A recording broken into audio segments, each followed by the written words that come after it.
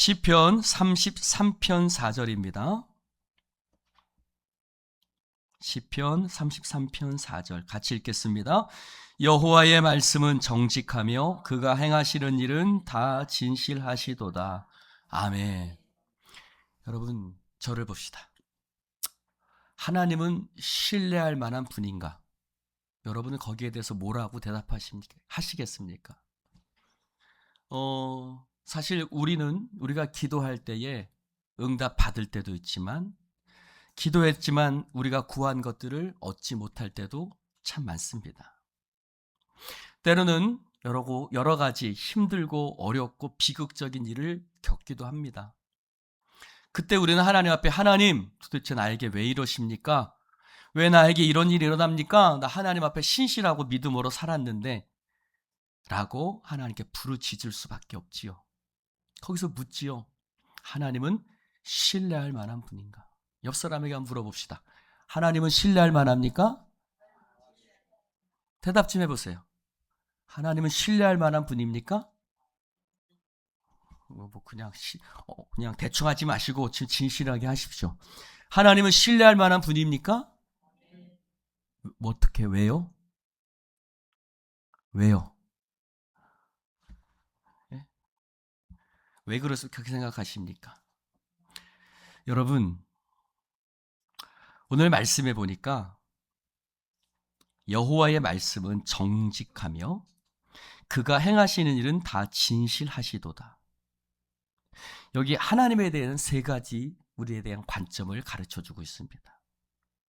정직하다라는 말씀은 사실은 우리나라 성경에는 정직하다라고 쓰여져 있지만 영어 성경에는 right and true, 즉 정직하고 진실하다. 첫 번째는 하나님 어떤 하나님? 정직하신, 의로우신, right, 의로우신 하나님. 그리고 true, 진실하신 하나님. 그리고 행하시는 일은 다 진실하도다. 여기서 진실은요, faithful, 신실이라는 뜻입니다. 하나님의 세 가지 특징을 오늘 시편 기자는 말하고 있는데, 의롭고 진실하시고 신실하시다. 의롭고 진실하시고 신실하시다. 그럼 여기서 우리는 이렇게 얘기할 수 있어요. 하나님께서 하실 수 없는 일이 있습니까? 네. 하나님은 하실 수 없는 일이 세 가지 있습니다. 하나님은 의로우신 하나님이기 때문에 하나님은 잘못된 일을 하실 수 없습니다. 하나님은 진실하신 하나님이기 때문에 하나님께서는 거짓말을 하실 수 없습니다. 또 하나님은 신실하신 하나님이기 때문에 하나님은 약속을 깨트리실 수 없습니다. 할렐루야. 하나님은 뭘 할 수 없다고요? 잘못된 일을 할 수 없고,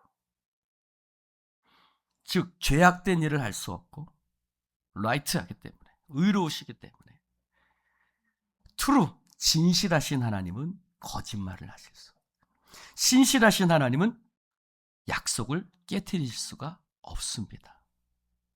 그래서 하나님의 성품을 세 가지를 말하고 있는데, 의로움, 진실함, 신실함. 여러분, 가장 좋은 예는 이스라엘이겠죠? 하나님께서는 이스라엘에게 온갖 약속을 하셨습니다. 아브라함에게도 아들을 주시겠다고 약속하셨고, 이스라엘 민족에게 땅을 주시겠다고 약속하셨고, 또 바벨론의 포로로 끌려갔을 때 다시 돌아오게 했다고 약속하셨고, 그 모든 약속은 하나도 이루어지지 않은 것이 없습니다. 그리고 또 무슨 약속을 하셨죠? 메시아를 보내주시겠다고 약속하셨죠. 그 약속도 물론 하나님께서 이루어 주심으로 말미암아 당신의 진실함, 신실함, 하나님의 의로움을 드러내셨습니다. 성경에는 수많은 약속들이 나옵니다. 오늘 저는 하나님은 왜 신뢰할 만한 분인가?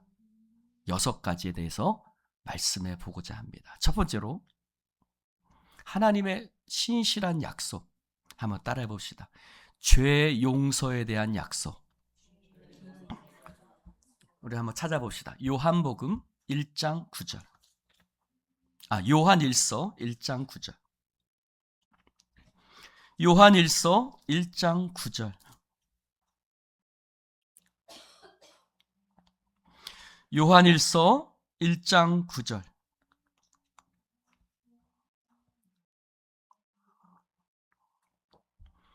요한일서 1장 9절. 같이 한번 읽겠습니다. 시작. 만일 우리가 우리 죄를 자백하면 그는 미쁘시고 의로우사 우리 죄를 사하시며 모든 불의에서 깨끗하게 하실 것이요. 아멘. 여기 하나님께서 우리의 죄를 용서해 주시는 근거로 미쁘시고 의로우사라고 말하고 있습니다. 즉 우리의 죄를 용서해 주시는 것은 우리에게 있지 않고 하나님께 근거가 있습니다. 할렐루야. 우리가 어떻게 해서가 아니라 하나님이 미쁘시고 의로우시기 때문에 우리의 죄가 용서받는 것입니다. 그러면 우리가 해야 될 것은 뭡니까? 우리 죄를 자백하기만 하면 됩니다. 여러분, 우리가 하나님 앞에 요한일서 1장 9절입니다. 우리가 하나님 앞에 회개 기도를 할 때 우리는 이런 식으로 기도합니다. 하나님, 이번에 우리 죄를, 나의 죄를 한 번만 용서해 주시면 다시는 그런 일 하지 않겠습니다.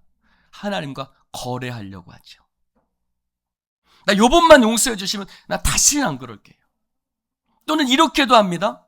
하나님, 이번에 저희를 용서해 주시면 내가 하나님 앞에 11조도 잘 드리고 내가 주일헌금도 잘 드리고 내가 구제헌금도 잘 드리고 내가 건축헌금도 하겠습니다 하고 하나님을 돈으로 매수하려고 하기도 합니다. 또 구걸하기도 하죠. 하나님 제발 용서 좀 해주세요 하고 구걸하기도 합니다. 그런데 사랑하는 성도 여러분, 이것은 다 잘못된 태도입니다. 우리는 하나님 앞에 내가 무엇을 하거나 이번 한 번만 해달라고 하거나 또는 내가 다시는 그런 일을 하지 않겠습니다라고 하나님 앞에 용서를 얻으려고 할 필요가 없습니다. 왜요? 용서는 나의 성품과 나의 행위에 근거한 것이 아니라 하나님께 근거한 것이기 때문에 그렇습니다. 오늘 말씀에 하나님은 미쁘시고 의로우사, 이것이 우리의 죄를 용서해 주시는 근거인 것입니다. 할렐루야. 즉 여러분, 그러면 우리의 용서는 사실 받을 수가 없습니다. 하나님은 이번만 용서해 주시면 다시는 안 그러겠다. 우리 그런 기도 많이 하죠. 그 기도대로 하면 우리의 죄가 용서받아야 돼요? 안 받아야 돼요? 받을 수가 없죠. 또 짓고 또 짓고 또 짓고. 여러분, 하나님은 우리의 죄에 대한 용서의 약속을 주셨는데 그것은 하나님께서 우리의 죄를 용서해 주시고 우리가 우리의 죄를 자백하면 미쁘시고 의로우신 하나님이기 때문에, 할렐루야, 미쁘시고 신실하시고 의로우신, 진실하신, 정직하신 의로우신 하나님이기 때문에 우리의 죄를 사해 주신다는 것입니다. 할렐루야. 두 번째, 하나님의 약속의 두 번째는요, 잠언 3장 5절입니다. 잠언 3장 5절 6절 말씀입니다.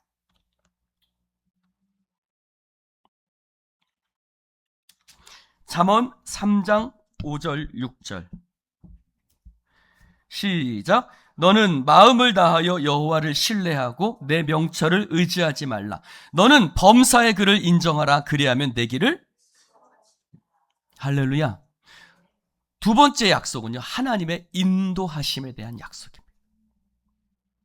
따라해 봅시다. 하나님은 나를 인도해 주신다고 약속하셨습니다.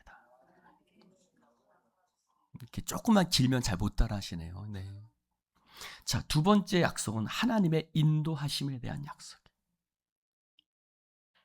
우리가 인생을 살아가면서 우리는 과연 어떻게 해야 하는가라는 의문에 휩싸일 때가 많습니다. 위기를 만날 때, 어떤 결정을 해야 될 때, 누군가의 지도, 누군가의 어떤 편달, 누구를 찾아가서 온전히 의지해야 될 누군가 신뢰할 만한 사람을 찾지만 사실 주변에 그런 사람은 없습니다. 우리가 온전히 의지하고 온전한 인도를 받을 수 있는 분은 오직 하나님밖에 없는 줄로 믿습니다. 왜요? 하나님만이 우리의 미래를 아시는 유일한 분이시기 때문에 그렇습니다. 하나님께서는 우리의 미래를 통찰하시고 우리를 온전히 도와주시는 하나님이신 줄로 믿습니다. 내일 일은 난 몰라요. 그러나 하나님은 우리의 미래를 통치하셔서 우리가 하나님께 우리의 길을 맡길 때 하나님은 우리의 길을 인도해 주시는 줄로 믿습니다. 하나님은 말씀을 통해서 그분의 뜻과 그분의 의지를 우리에게 보여주시죠. 여러분, 우리가 성경을 읽지 않으면서 하나님께서 우리의 길을 인도해 주시리라고 기대하는 것은 착각일 수 있습니다. 성경이 하나님께서 우리에게 보여주신 안내서입니다. 여러분, 여러분의 길을 하나님께 인도함 받기를 원한다면 하나님의 말씀을 읽으시기를 주님의 이름으로 축원을 드립니다. 그리고 하나님은 주의 종의 선포를 통해서 하나님 우리의 길을 인도해 주십니다. 여러분, 우리가 하나님께서는 주의 종의 말씀의 선포를 통해서 우리의 가는 길을 보여주시고 알려주시는데 그 구절들이 우리 가운데 통찰을 주시고 우리의 길을 인도해 주시는 줄로 믿습니다. 세 번째, 하나님의 약속이 있는데 그것은 원한을 풀어주시겠다는 약속입니다. 한번 따라해 봅시다. 원한을 풀어주시겠다는 약속. 여러분, 세상은 공평합니까? 공평하지 않습니다. 성경 어디에도 우리가 사는 세상이 공평하다고 한다는 쓰여진 곳은 한 군데도 없습니다. 요즘 뉴스를 보면 뭐 세상이 이렇게 돌아가나, 왜 저런 사람이 대통령인가?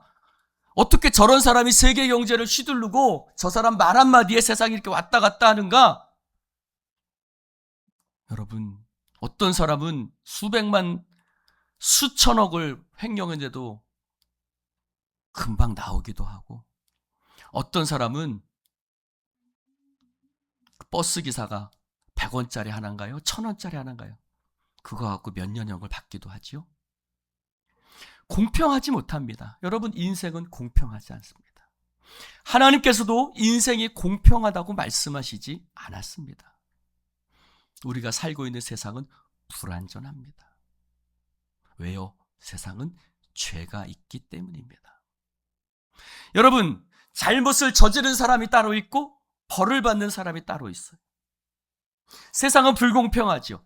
그런데 오늘 우리에게 하나님께서 주시기는 약속은 무엇이냐면 하나님께서 우리의 원한을 풀어주시겠다는 약속입니다. 사랑하는 성도 여러분, 하나님께서는 우리의 원한을 풀어주시고 하나님께서는 심판의 날에 정직하게 우리에게 보상해 주실 줄로 믿습니다. 로마서 12장 9절을 한번 봅시다.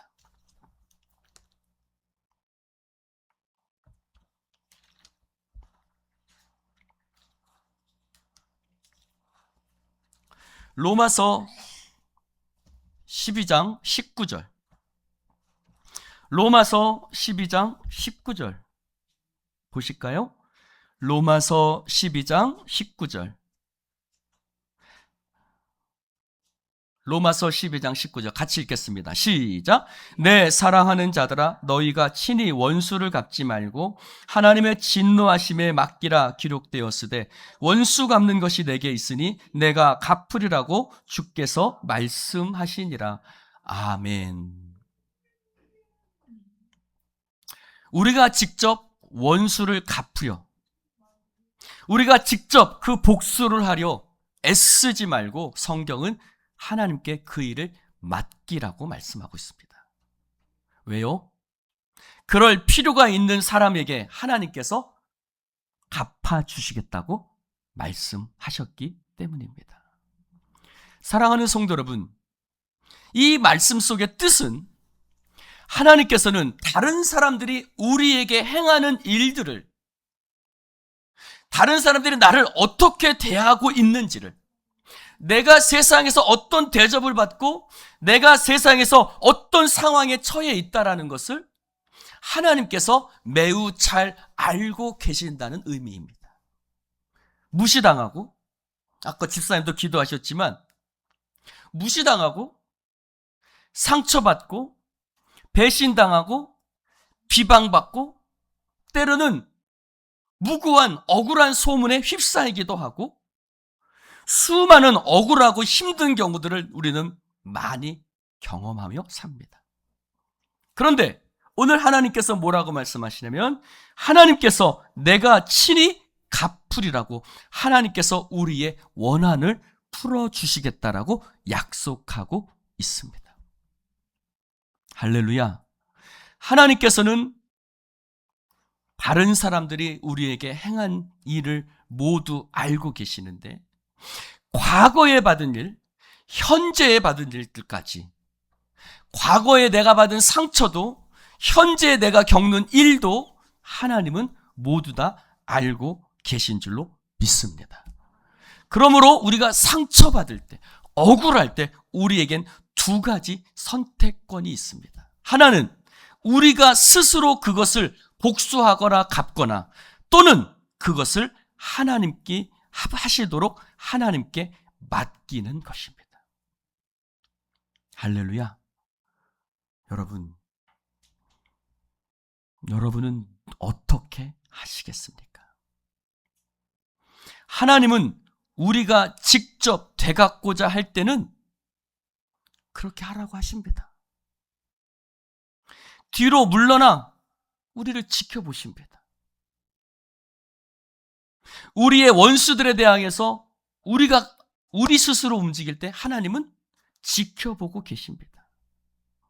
하나님은 손가락 하나도 까딱하지 않으십니다. 그러나 우리가 하나님 앞에, 하나님 나의 원수를 갚아주세요, 하나님 나의 억울함을 하나님 아시죠라고 하나님 앞에 기도할 때 하나님께서는 우리에게 놀라운 보호의 역사를 허락하여 주시는 줄로 믿습니다. 여러분, 성경은 심는 대로 거둔다고 말씀하고 있습니다. 사람들이 우리에게 상처를 주고 악을 행하면 그들은 심는 대로, 심은 대로 거두게 될 것입니다. 우리는 그것을 믿고 신뢰해야 하는 것이죠. 여러분, 우리는 하나님의 신실하심을 의지하고 하나님께서 우리의 원한을 갚으시도록 해드려야 합니다. 이에 대한 가장 훌륭한 본보기가 있죠. 베드로전서 2장 23절에 욕을 받으시되 대신 욕하지 아니하시고 고난을 받으시되 위협하지 아니하시고 오직 공의로 심판하시는 자에게 부탁하며. 할렐루야. 다시 한번요. 욕을 받으시되 대신 욕하지 아니하시고. 아멘들 하시오. 욕한다고 또 여러분도 똑같이 욕하지 마시오. 고난을 받으시되 위협하지 않으시고 오직 공의로 심판하시는 자에게 부탁하시며. 그래서 성경학자들은 이것을 하나님의 공의라고 얘기를 합니다. 하나님의 공의는 내가 대신 욕하고 내가 대신 위협하고 내가 대신 갚고 내가 칼을 휘두르는 것이 아니라 공의로 심판하시는 자에게 부탁하는 것이 하나님의 공의라고 얘기를 합니다. 할렐루야. 하나님은 공평한 심판관 되신 줄로 믿습니다.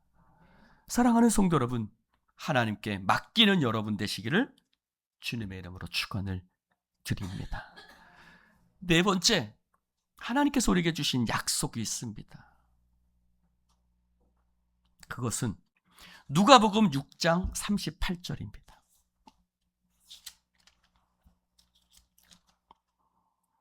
누가복음 6장 38절.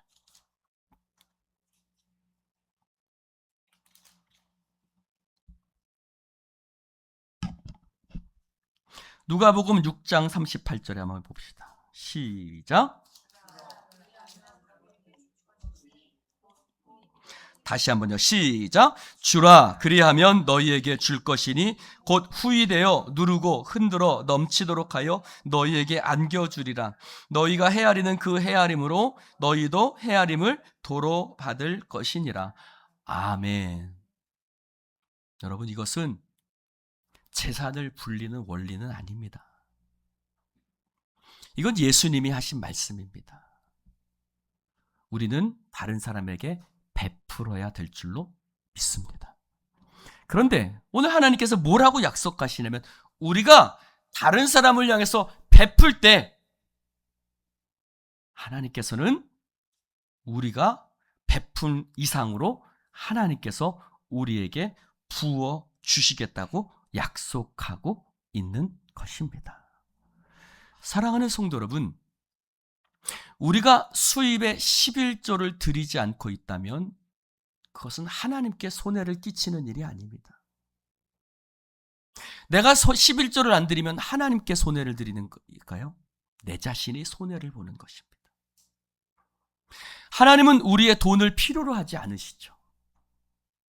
잠언 3장 9절 10절 말씀에 우리 소산물에서 처음 익은 열매로 하나님을 공경하라. 우리 수입의 첫 부분을 떼어 하나님께서 해주신 일에 대한 감사의 표시로 우리가 하나님 앞에 드릴 때 하나님께서는 우리의 삶을 축복해 주신다고 말씀하고 있습니다. 여러분, 세상에는 두 종류의 사람이 있죠. 주는 사람이 있고 받는 사람이 있습니다. 그런데 세상에서 가장 행복한 사람은 바로 주는 사람인 줄로 믿습니다. 그런데 우리가 우리의 시간, 우리의 삶, 우리의 시간, 우리의 정열, 우리의 인생을 하나님께 내어드릴 때 하나님께서는 우리에게 빚을 지고 있다라고 생각하십니다. 잠언 말씀에 가난한 사람을 돕는 것은 하나님께 꾸어주는 것이라고 얘기합니다. 할렐루야. 우리가 가난한 사람을 돕는 것은 하나님께 꾸어주는 것이다. 즉 하나님이 내 돈을 빌려가서 하나님이 내게 빚진 것과 같다라고 말씀하고 있습니다. 그래서 오늘 말씀에도 주라 그리하면 너희에게 줄 것이요 후히 되어 누르고 흔들어 넘치도록 너희에게 안겨주리라. 할렐루야. 사랑하는 성도 여러분, 우리가 다른 사람을 향해서 관대함으로 나아갈 때, 우리가 다른 사람을 향해서 선함으로 나아갈 때 하나님께서는 반드시 우리의 베푼 것들을 기억하시고 하나님께서는 갚아 주실 줄로 믿습니다. 다섯 번째, 하나님께서 우리에게 주신 약속이 있습니다. 그것은 고린도 후서 1장 8절에서 9절 말씀입니다.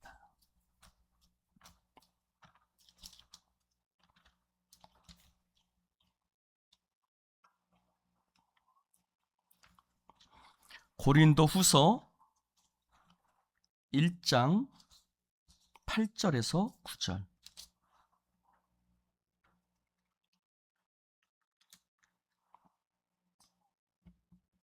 죄송합니다.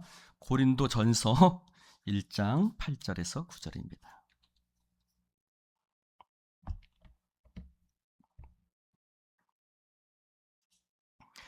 고린도 전서 1장 8절에서 9절. 시작. 주께서 너희를 우리 주 예수 그리스도의 날에 책망할 것이 없는 자로 끝까지 견고하게 하시리라. 너희를 불러 그의 아들 예수 그리스도 우리 주와 더불어 교제하게 하시는 하나님은 미쁘시도다. 아멘. 하나님께서는 이렇게 말씀하고 있습니다. 우리 주 예수 그리스도의 날에 책망할 것이 없는 자로 너희를 끝까지 견고하게 하시리라. 그래서 9절에 이렇게 말해요. 너희를 불러 그의 아들 예수 그리스도 우리 주와 더불어 교제하게 하시는 그 하나님께서, 즉 우리를 불러서 예수 그리스도와 교제하게 하셨던 하나님, 즉 우리를 믿음으로 세워서 예수 그리스도를 믿고 그분 안에서 구원의 약속을 우리 가운데 허락하신 하나님이 8절에 역으로 읽어보면 8절에 뭐라고 말하냐면 너희를 우리 주 예수 그리스도의 날에, 자 9절은 시작을 얘기하고 있고 8절은 마지막을 얘기를 하고 있습니다. 그렇죠? 자, 다시 한번 9절 먼저 읽어볼까요? 시작. 너희를 불러 그의 아들 예수 그리스도 우리 주와 더불어 교제하게 하시는 하나님, 그 하나님이 8절을 뭐라고 하냐면 시작. 주께서 너희를 우리 주 예수 그리스도의 날에 책망할 것이 없는 자로 끝까지 견고하게 하시리라. 할렐루야. 우리는 은혜로 구원받았을 뿐만 아니라 우리는 은혜로 또한 그 구원을 잃지 않도록 하나님께서 우리 가운데 견고하게 하시는 놀라운 약속을 하나님께서 우리 가운데 부어주신 것입니다. 할렐루야. 은혜로 구원받았기 때문에 은혜로 그 구원을 잃어버리지 않는다는 것입니다. 할렐루야. 여러분, 우리가 구원을 잃지 않는 것이 우리에게 달려있는 것이 아니라 하나님께서 우리의 구원을 잃어버리지 않도록 하나님께서 우리를 붙들고 계신다는 것입니다. 할렐루야.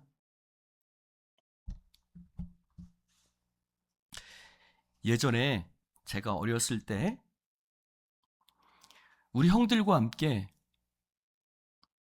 언덕 위로 놀러 간 적이 있었습니다. 그래서 형들이 저를 같이 장난을 치다가 제가 언덕 끝에 서서 이렇게 떨어질 뻔했죠.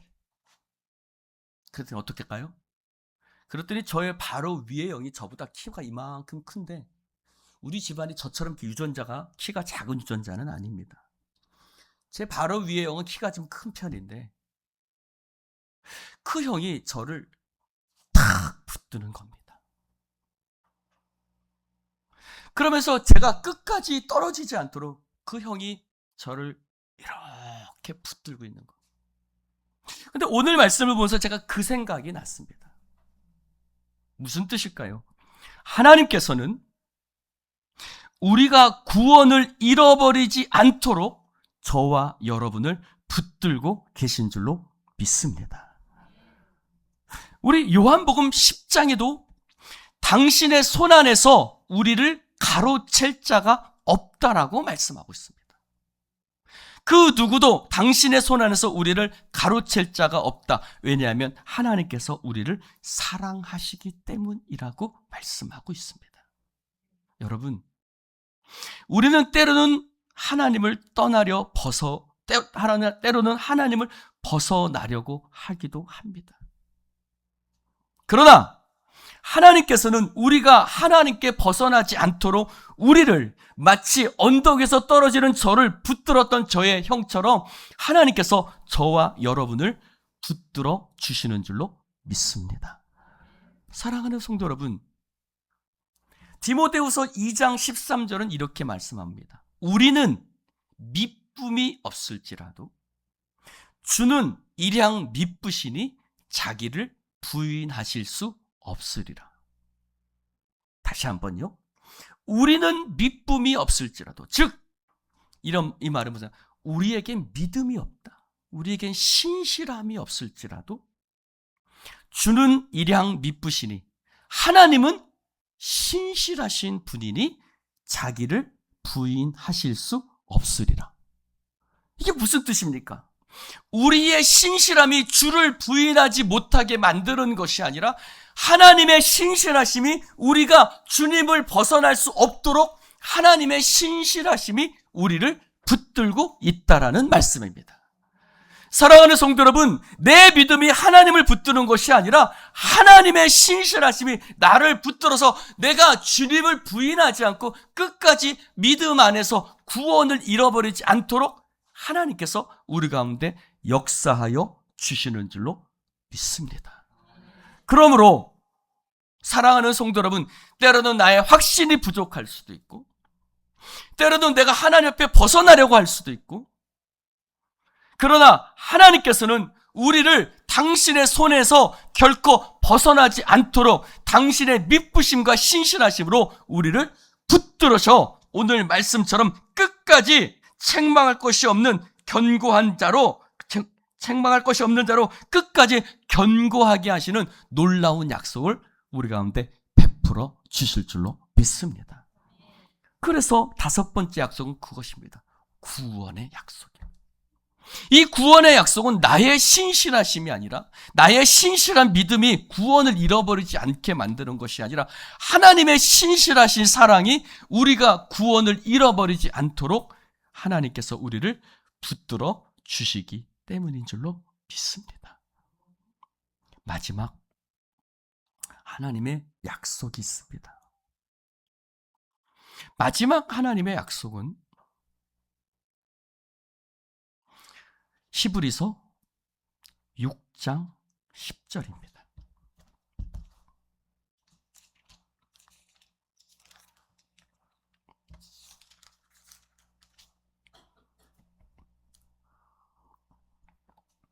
히브리서 6장 10절.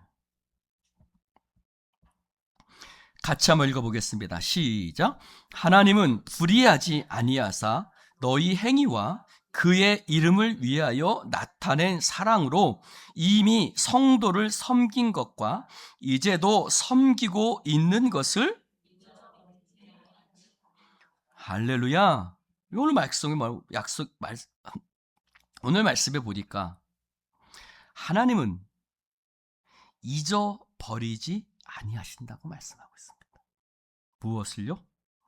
너희가 사랑으로 이미 성도를 섬긴 것과, 과거형이죠, 이제도 지금도 현재 섬기고 있는 것을, 너희가 너희 행위와 그의 이름을 위해서, 하나님의 이름을 위해서 나타낸 사랑으로, 믿음으로 드러낸 사랑으로 성도를 섬긴 것, 교회를 섬기는 것, 목회자를 섬기는 것, 너희들이 열심으로 봉사하는 것, 하나님은 잊어버리지 아니하시느니라. 할렐루야. 여러분, 때로는 우리가 하나님 앞에 헌신하고 하나님 앞에 봉사할 때 과연 이것이 무슨 의미가 있을까? 때로는 남편에게, 가족에게 여러 가지 험한 말들을 들어야 할 때도 있지요. 그때 가장 많이 하는 말이 뭐예요? 또 교회가? 또 교회가? 밥이 나와, 쌀이 나와. 사랑하는 성도 여러분, 사실 직장 생활도 하고 가정 생활도 하고 그 중에서 신앙 생활까지 하려면 해야만 하는 것들이 너무 많이 있을 것입니다. 그런데 오늘 말씀 속에서 하나님이 잊어버리지 아니하신다고 약속하고 있습니다. 우리가 하나님을 위해서 선한 일을 행하여 나아갈 때, 우리가 주의 이름으로 섬기며 나아갈 때 하나님께서는 우리가 하는 것들을 당연히 여기지 아니하시고 오늘 말씀 속에서 잊어버리지 않으신다라고 말씀하고 있습니다. 여러분, 우리 교회를 섬기는 많은 분들이 있죠. 구경꾼이 아니라 적극적으로 참여하는 분들이 많이 있습니다. 시간이 내기 힘들 정도로 바쁜 시간 속에서도 하나님 앞에 섬기는 일을 하시는 분들이 굉장히 많이 있는 것을 알고 있습니다. 그러나 오늘 하나님께서 여러분들 그 모든 것들을 주목하고 계신 줄로 믿습니다. 신실하신 하나님께서 우리가 성도를 위해서 섬길 때에, 교회를 섬길 때에 잊지 아니하시고 하나님께서 갚아 주실 줄로 믿습니다. 사랑하는 성도 여러분, 성경에는 수많은 약속이 있습니다. 우리의 권리를 요구할 수 있는 약속들이 있죠. 우리가 하나님 앞에 남들에게 베풀 때에, 우리가 성도를 위해서 섬길 때에, 또 우리가 하나님 앞에 구원의 약속, 또 죄의 용서에 대한 약속, 또 원수에 대한 갚아주시겠다는 약속, 수많은 약속 속에 우리는 하나님 앞에 우리의 권리를 주장할 수 있습니다. 그런데 고린도후서 1장 20절 말씀에 이렇게 말씀하고 있습니다. 하나님의 약속은 얼마든지 그리스도 안에서 예가 되나니. 할렐루야. 즉 무슨 말입니까? 여러분, 우리가 하는 약속은 세상 사람들에게 주어지는 약속이 아니라 그리스도 예수와 관계를 맺고 그리스도 예수 안에서 살아가는 사람들에게 하나님께서 주시는 약속인 줄로 믿습니다. 여러분, 예수님이 하나님의 약속의 열쇠가 됩니다. 모든 약속을 푸는 것은 바로 예수 그리스도에 있습니다. 여러분, 예수 그리스도가 없으면 이 모든 약속은 헛될 수밖에 없죠. 그래서 우리의 삶을 하나님께 영원히 내어드리기로 하는 것, 그것보다 가장 지혜롭고 현명한 행동은 없는 줄로 믿습니다. 왜냐하면 하나님께서는 거룩하고 결코 거짓말하지 않는 분이시기 때문입니다. 로마서 10장 11절에 이렇게 말합니다. 성경에 이르되 누구든지 저를 믿는 자는 부끄러움을 당하지 아니하리라. 할렐루야. 누구든지 그를 믿는 자는, 예수를 믿는 자는 부끄러움을 당하지 않는다고 약속해 주셨습니다. 사랑하는 성도 여러분, 하나님을 믿는 자, 주님을 바라보는 자, 그런 사람은 결코 부끄러움을 당하지 않게 됩니다. 하나님께서 반드시 그 약속을 이루어 주실 줄로 믿습니다. 기도합시다.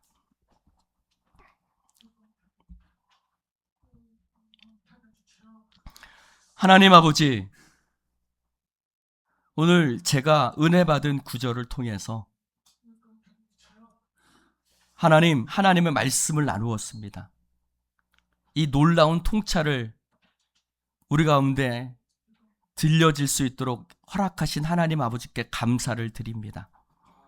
하나님, 이 은혜로운 하나님의 6가지 약속, 그리스도 예수 안에서 하나님의 약속은 얼마든지 예가 된다고 말씀하셨사오니 날마다 그리스도 안에서 믿음으로 살아가게 하여 주시옵소서. 오늘 우리와 함께 하신 주님을 찬송합니다. 주여 영광 받아 주옵소서. 예수님의 이름으로 축복하며 기도드리옵나이다. 아멘.